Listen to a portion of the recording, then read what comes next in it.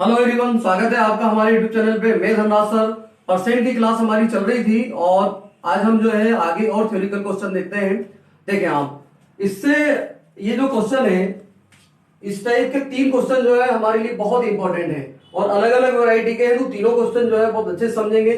देखें आप, पहला क्वेश्चन है आपका, कोई व्यापारी अपनी आय का 40% व्यापार पर, 20% बच्चों की शिक्षा पर, 10% घर खर्च पर तथा 10% मनोरंजन पर खर्च करने के बाद भी 80,000 रुपए बचा लेता है, तो उसकी आय क्या थी। और अगला क्वेश्चन जो है वो आपका है, कोई व्यापारी अपनी आय का 20% व्यापार पर, शेष का 25% बच्चों की शिक्षा पर, फिर शेष का 25% अन्य मदों पर खर्च करने के बाद भी 1,35,000 रुपए बचा लेता है, तो उसकी आय क्या थी।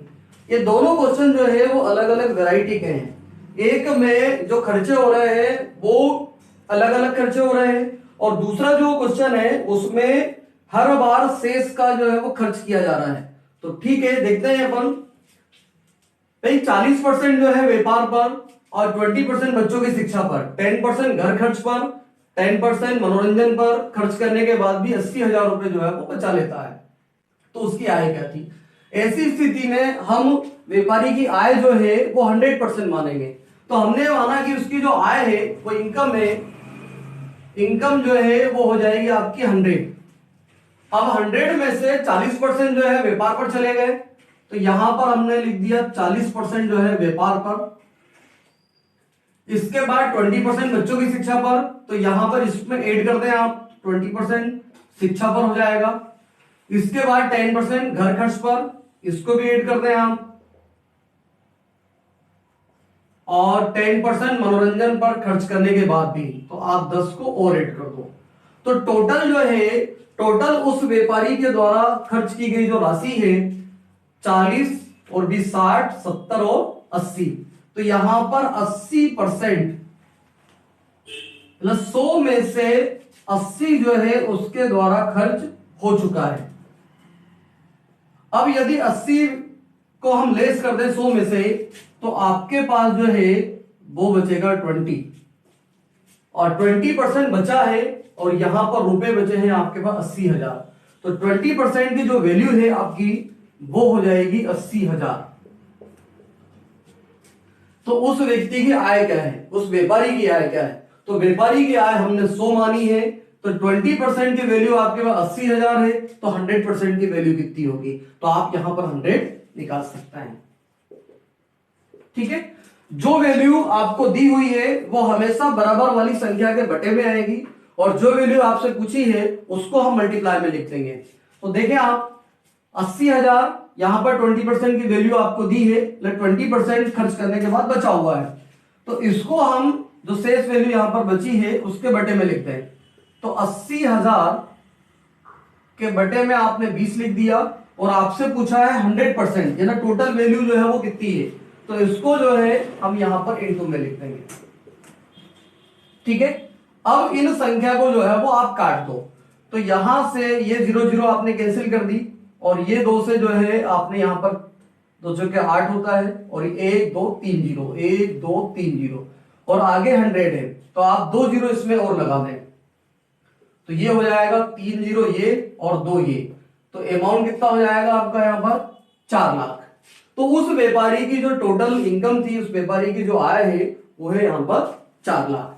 तो ये बहुत सिंपल क्वेश्चन था और यहां पर जो मदें थी वो अलग अलग थी, तो अलग अलग मदों में हम सबको ऐड करके 100 में से उसको लेस कर देंगे और बराबर में जो संख्या लिखी है उसके अपॉन में हम लिख के उसको सॉल्व कर देंगे। सेकंड क्वेश्चन है आपका, कोई व्यापारी अपनी आय का 20% व्यापार पर, शेष का 25% बच्चों की शिक्षा पर, फिर शेष का 25% अन्य मदों पर खर्च करने के बाद भी 1,35,000 रुपए बचा लेता है, तो उसकी आय क्या थी।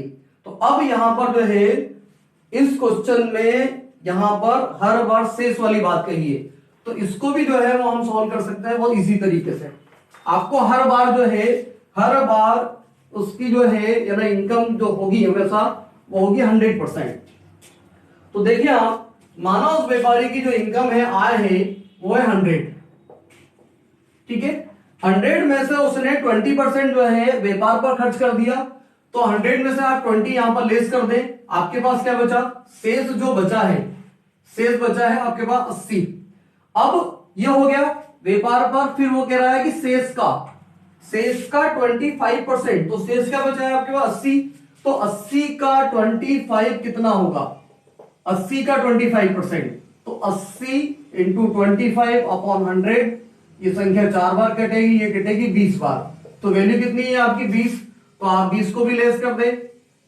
फिर आपके पास शेष कितना बचा, फिर शेष जो बचा है वो आपके पास बचा है 60-60।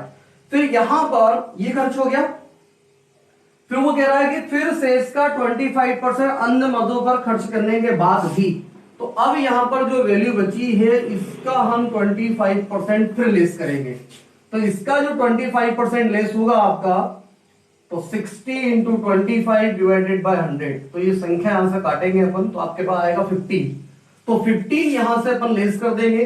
अब आपके पास जो शेष बचा है वो बचा है 45, मीन्स यहां पर 1,35,000 रुपए में बचे हैं, और यहां पर जो संख्या परसेंट में है वो है 45, तो 45 की वैल्यू ही आपकी 1,35,000 है, तो 45 बराबर 135 देख, तो 100 बराबर कितना, तो यहां से आप लिखते हैं उसको, यहां से आप लिखते हैं 1,35 डिवाइडेड बाय 45 इंटू 100, तो ये संख्या जो है 45 से 3 बार कटेगी, और इसके आगे हम 2 जीरो और लगा देंगे, तो आपके पास जो संख्या हो जाएगी 3 जीरो और ये 2 जीरो, तो ये हो जाएगा आपके पास 3 लाख। तो उस व्यापारी की जो इनकम है वो है 3 लाख। ठीक है, इसके बाद नेक्स्ट क्वेश्चन अपन देखते हैं। ठीक है, आगे क्वेश्चन देखते हैं अपन।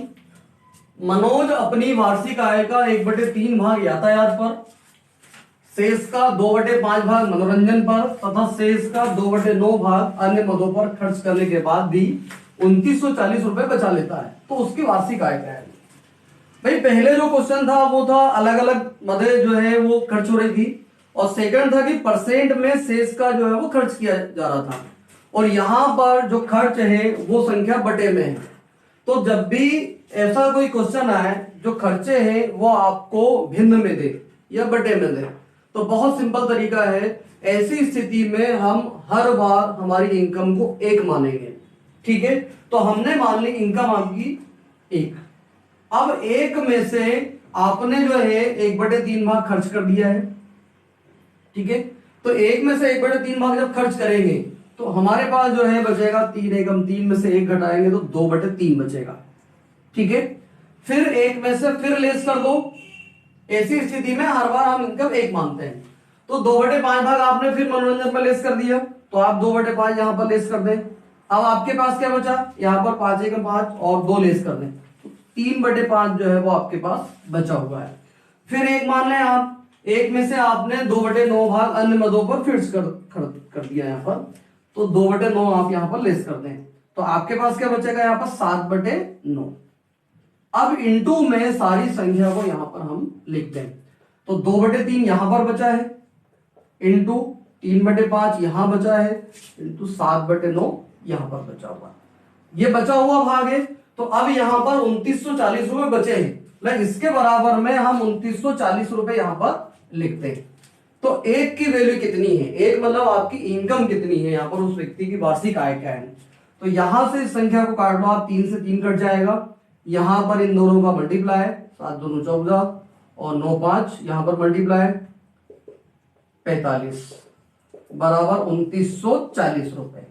ठीक है, तो कुल इनकम कितनी है, तो 1 बराबर क्या है, तो यहां पर ये जो संख्या है इसको हम मल्टीप्लाई में लिख देंगे, और ये जो संख्या है उसको बटे में लिख देंगे, तो ये हो जाएगा आपका 2940 गुना 45 और यहां पर बटे में 14 हो जाएगा। काट दो इसको आप, 14 दूनी 28 बचा 1, 14 एकम 14 और यहां पर 0 गुना कर दो आप, 45 और 9 0। ठीक है, 45 एकम 45 हासिल की 4, 45 और 4 94। तो उस व्यक्ति की जो इनकम है वो है 9,450 रुपए। तो यही वैरायटी के क्वेश्चन जो है आपसे पूछे जाते हैं, और तीनों वैरायटी के क्वेश्चन जो है वो हमने कर लिए हैं, और भी थ्योरिटिकल क्वेश्चन परसेंट में बहुत सारे हैं, तो अपन अगले वीडियो में जो है वो देखते हैं। ठीक है, थैंक यू।